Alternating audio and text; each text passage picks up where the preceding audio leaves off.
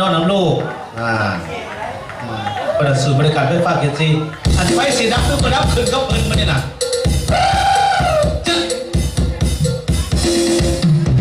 น้ำตาลออกมาเมื่อเด้อ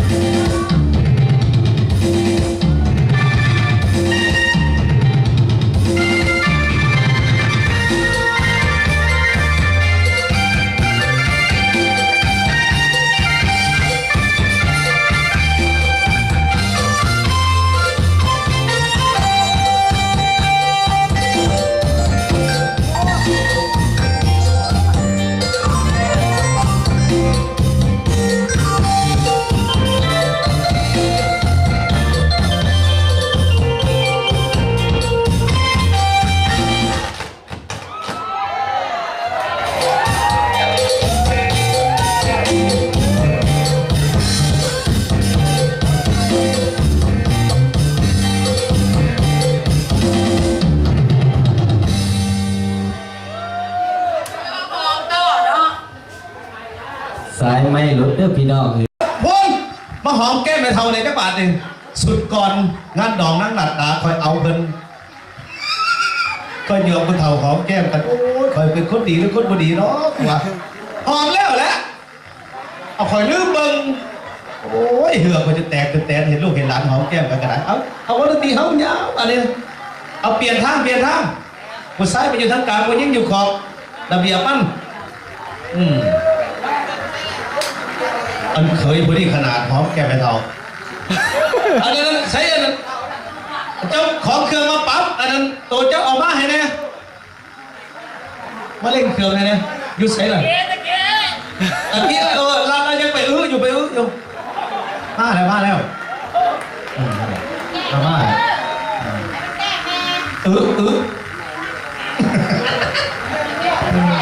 อันนี้ว่าลูกกันเหี่ยวได้สั่เหงื่อลูกเหี่ยวเล็กน้อยเด้มันบ่เหี่ยวก็ให้มันเหี่ยวเลยเอาม้วนเนาะเอาม้วนเอาม้วนน้ำกันพี่น้องม้วนน้ำกันอันแม่เสิร์ฟบอกกันยังให้นี่ผู้หอมแก้มเราอยู่เอาเสิร์ฟมาทานม้วนสืบจอดได้แล้วมาได้เลย